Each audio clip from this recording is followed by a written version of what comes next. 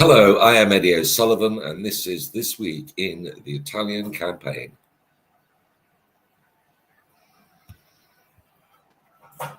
In This Week in the Italian Campaign, brought to you by the Freedom for Italy Network. Episode 62, the Canadian Corps in Operation Chuckle and the capture of Ravenna on the 4th of December 1944. On the 26th of November, Allied commanders in Italy finalised plans for a combined offensive sometime after the 7th of December to secure Bologna, with the 8th Army approaching by a thrust north of the Via Emilia and the 5th Army by a drive along Highway 65. The armies would meet near Budrio.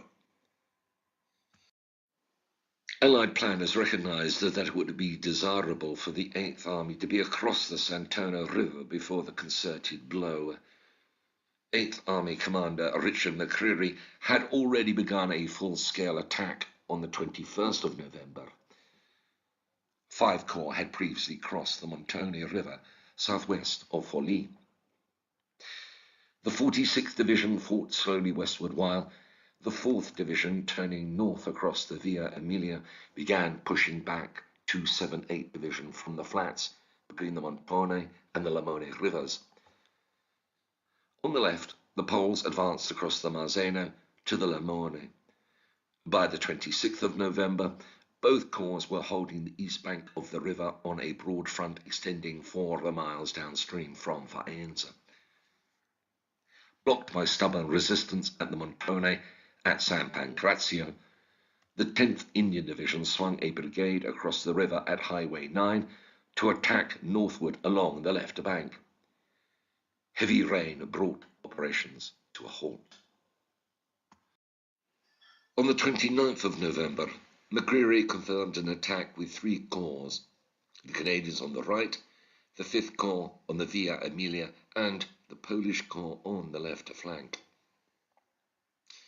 On the 16th of November, the 1st Canadian Corps had come under command of General Charles Fuchs, who replaced Eason Burns.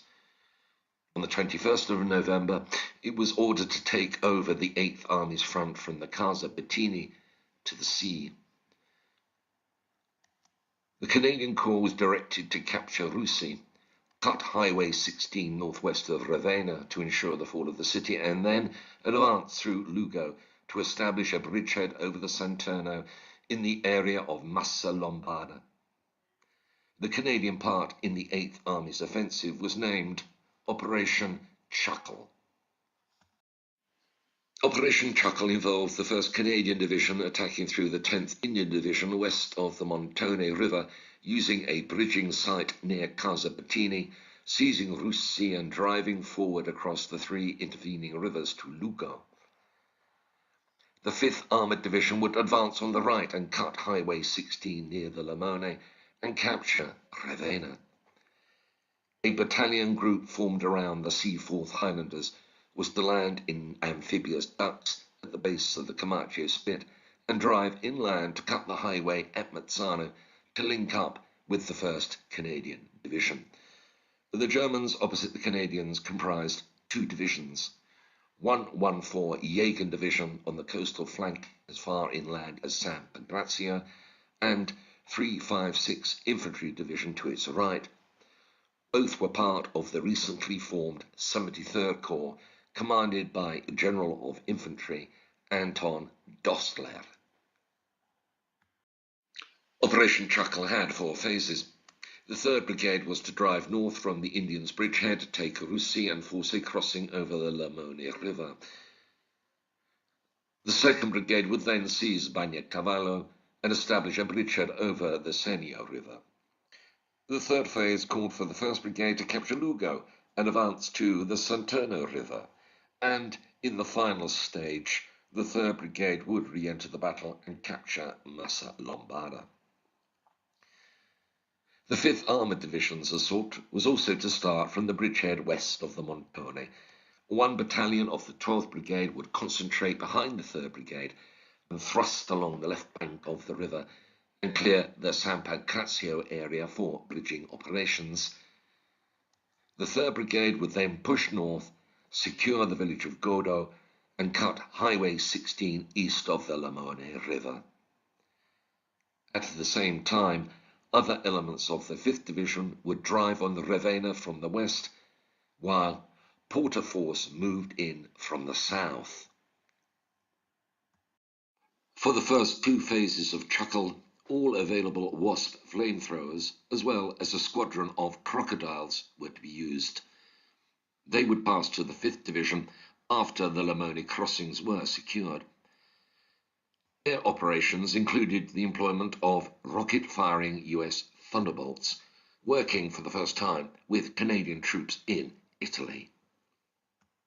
On the 28th of November, the 3rd Canadian Brigade and its supporting arms concentrated north of Forlì.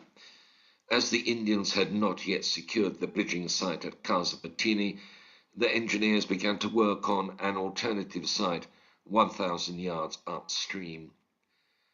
The Canadian passage into the bridgehead was complicated by the fact that north of Highway 9, the Montone was spanned by only a low-capacity pontoon bridge and 2 footbridges, so that all heavy vehicles had to cross the river at Forlì. The ground was dry enough on the 30th of November for the 10th Indian Division to attack and secure Albareto. This broke the German hold on Casa Bettini, which was cleared early on the 1st of December. A Bailey Bridge was quickly completed. At first light that day, Canadian marching troops began crossing the Montone River, and by late afternoon, 3rd Brigade had taken over the bridgehead. At 9 o'clock that evening, General Fuchs assumed command of the whole area from Albareto to the coast. There were now 4 Canadian battalions in position between Albareto and the Montone River. On the left was the Royal Vandues, its outer flank covered by 2 squadrons of the Royal Canadian Dragoons. The West Nova Scotias were in the centre, and on their right, near Casa Bettini, were the 4th Princess Louise Dragoon Guards, waiting to lead the 12th Brigade's attack. The 3rd Brigade's objective was the junction of the Faenza to Ravenna Road and the road through Bagnacavallo to Massa Lombarda, about a mile and a half northeast of Russi. The West Novas were to bypass Russi and seize the road junction to the northeast. The Royal Vandues would secure the line of the railway east of Russi and take intact the northern railway bridge over the Limone if possible. Once this was done, the Carleton and Yorks in reserve were to assault across the river downstream from the bridge. And on the right, the Princess Louise Dragoons was to revert to its parent formation and clear the west bank of the Montone to San Pancrazio. At 9 o'clock on the night of the 2nd of December, 36 Spit bombers of the Desert Air Force began strafing and bombing German positions. After 30 minutes, the infantry began to advance behind heavy artillery concentrations. By 11 o'clock, the Western Novas were closing on the Scola Via Cupa waterway, which crossed their path about a mile south of Russi. B Company gained an insecure footing astride the obstacle, but an attempted breakout failed. On the left, the Royal Vandues had made 3 unsuccessful attempts to eliminate a German position at a junction on the Faenza Road, 2 miles south of Russi. German self-propelled guns knocked out 2 tanks of the supporting squadron. The Germans pulled back under cover of darkness. The Royal Vandues advanced shortly before midnight. Its C Company reached the railway junction northwest of Russi at 3 o'clock on the morning of the 3rd of December. The 4th Field Company of the Royal Canadian Engineers worked through the night to build a Bailey Bridge over the Scolo Via Cupa.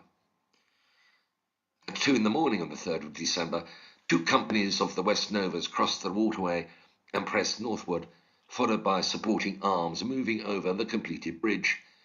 Leading troops entered Russi at 7 o'clock that morning. They found it clear of Germans, but at the northern outskirts they met a hail of fire from the railway beyond. During the afternoon, the Royal Vandues pushed forward, but were stopped by fire from front and flank. On the right, the West Nova Scotians were held short of the railway, still 2 miles from their road junction objective. To the right, the 5th Armoured Division cut the railway east of Godo on the afternoon of the 3rd of December. At 9:30 that night, under cover of thick fog, the Culloden and Yorks from the Divisional Reserve attacked through the Royal Vandues towards the Northern Railway Bridge and the Bagnacavallo Road Bridge a mile downstream. Simultaneously from the Russi area, the West Nova struck north across the railway. They found that the Germans had withdrawn across the Lemone River. The Culledons reached the destroyed rail and road bridges at 8 o'clock on the morning of the 4th of December, and they were joined on the bank of the Lemone River by the Royal Vandues. Early in the afternoon of the 4th of December, the Hastings and Prince Edward's Regiment in 1st Brigade tried to seize a small bridgehead south of the road bridge. 50 yards from the river, the leading companies suddenly met intense machine gun and mortar fire, which defeated all efforts to gain the top of the near side dike. A renewed attempt an hour later also failed, and the attack was called off. It was decided that 1st Brigade should launch a more deliberate assault at 1 o'clock on the morning of the 5th of December on a mile-wide front, with the Royal Canadian Regiment on the left and the Hastings and Prince Edward Regiment on the right. The objectives were about 500 yards beyond the lateral river road, below the dike, on the west side of the Lemone. Supporting artillery included all divisional heavy artillery plus 4 medium regiments. The medium guns started shelling the river road 10 minutes before the infantry attacked. As they crossed the start line, 25-pounders fired at pre-arranged targets. A and B companies of the Royal Canadians were ferried in assault boats and reached the river road without meeting opposition. At 3 o'clock in the morning, C Company crossed on Olofsson bridges to enlarge the bridgehead. But in the darkness, it went the wrong way and ended up alongside the railway. A counterattack group organised by 114 Jaeger Division advanced along the southwest side of the high railway embankment and attacked the bridgehead at first light. The Royal Canadians were caught without armour and with virtually no anti-tank defence. B Company on the left was overrun and the survivors withdrew to the dike. Only 12 men in C Company managed to extricate themselves and join A Company and the remnants of B Company on the river road. The reserve company was sent over the river to retrieve the situation, but was blocked by German artillery fire. On the right flank, the Hastings had prematurely advanced beyond the start line and were hit by friendly fire before reaching the Lemone. A new attempt to cross the river was made at 4 o'clock in the morning. By 7, 3 companies had crossed by assault boat and footbridge and were in contact with the Royal Canadians. But communications broke down and the Hastings were hit by machine gun fire from the Bagnacavallo Road. Around 11 o'clock in the morning, the 3 companies retired to the river bank. The Royal Canadians were given permission to withdraw as well. In the failed attack across the Lemone River on the 5th of December 1944, a total of 205 of all ranks of the Royal Canadian Regiment who crossed the river became casualties or were taken prisoner. The Hastings casualties numbered 58. The majority of them were due to the fire of its supporting guns. The operations of Canada's 5th Armoured Division had begun on the morning of the 2nd of December, with the 4th Princess Louise Dragoon Guards attacking northeastward along the left bank of the Montone River. Opposition stiffened about a mile and a half from San Pancrazio. The Westminster Regiment had taken advantage of heavy fog during the morning to put a company across the Montone in assault boat south of the village. The Lanark and Renfrew Scottish Regiment followed the Princess Louise Dragoons across the Montone. Both battalions advanced at 6 o'clock in the evening, and the Germans fell back to Godo. At dawn on the 3rd of December, the Lanarks linked up with the Westminsters on the riverbank and cleared San Pancrazio by 8. Passing through the Lanarks, the Princess Louise Dragoons waded the Scola Via Cupa and marched cross-country to cut the Ravenna road just east of Godo. The Germans withdrew, and this enabled the Lanarks to occupy Godo before nightfall. By daylight on the 4th of December, engineers of the 10th Field Squadron had opened the road from San Pancrazio to Godo for 2 squadrons of the British Columbia Dragoons and a battery of anti-tank guns. The Westminsters cleared Piangipane, a mile and a half north of Godo, early in the afternoon, and south of Ravenna, Porter force patrols of the Lancers and Popski's private army were crossing the Fiume Unity. 2 squadrons of the Princess Louise Dragoons pushed eastward from Godo. Around 4 o'clock in the afternoon of the 4th of December, its tanks were stopped by a demolished bridge a mile west of Ravenna, but its infantry entered the city alone and joined hands with the 27th Lancers of Portaforce in Garibaldi Square. The capture of Ravenna was facilitated by the 900 guerrillas in the 28th Garibaldi Brigade, commanded by Lieutenant Arrigo Boldrini, who worked under the nom de guerre of Major Bulow. The 11th Brigade was brought forward to take over the right flank of the advance. In the late afternoon of the 4th of December, the Perth Regiment on the right and the Irish Regiment of Canada on the left, supported by British Columbia Dragoon tanks, cleared the pocket between the Lamone River and Highway 16.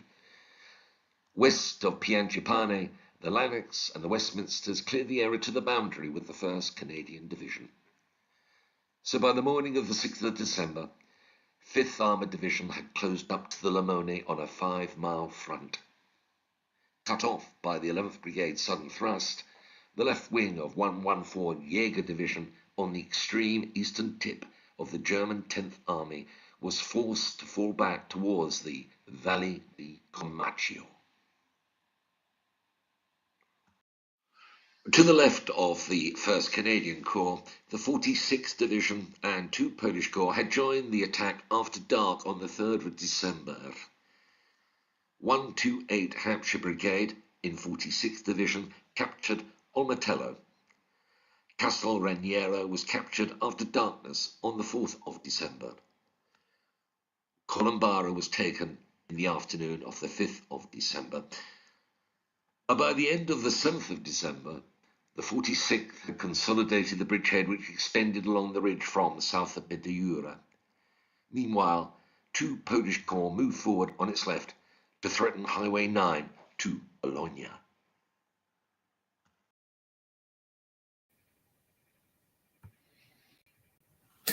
Well, that's the story of the first failed attempt by the Canadian Corps to cross the Lamone, a very bitter setback.